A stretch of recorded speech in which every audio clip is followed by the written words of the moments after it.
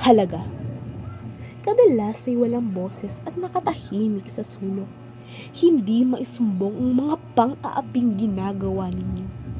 Mapang-akit na kasuotan ng kadalas ay nangunguha ng atensyon ng mga tambay. Ngunit dapat nga ba tayong pagsamantalahan at paglaruan ng kalakihan? Sakit. Ang pangit mo. Ang taba mo na, magpapayat ka naman. Ano pa bang kailangan makita nyo lamang ang aming kagandahan? Ano pa bang kailangan makita nyo lamang ang aming halaga dito sa lipunan? Kailangan pa bang magsuot ng kolorete sa mukha? Kailangan pa bang magsuot ng damit na magagara? Kailangan pa bang magpakita ng talento, mairespeto nyo lamang ang isang babaeng tulad ko? Kailan ba kami magkakaboses? Kailan ba kami magkakaroon ng halaga sa mga mata ninyo? At kailan nyo kaya kami mamahalin ng buong puso?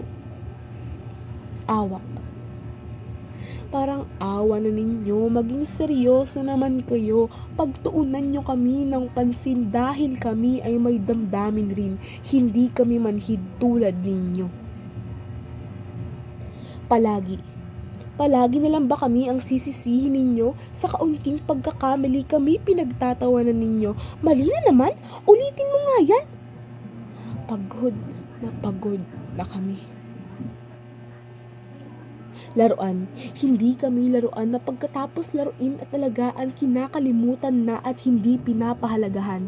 Lahat ng kababaihan ay may halaga, hindi mabibigkas ng salita dahil sila ay espesyal, hindi man sa inyo, kundi sa mundo. Bigyang respeto at pahalagahan ninyo ang kababaihan dahil kundi dahil sa kanila, sino ang nagluwal sa iyo at paano ka nakarating dito.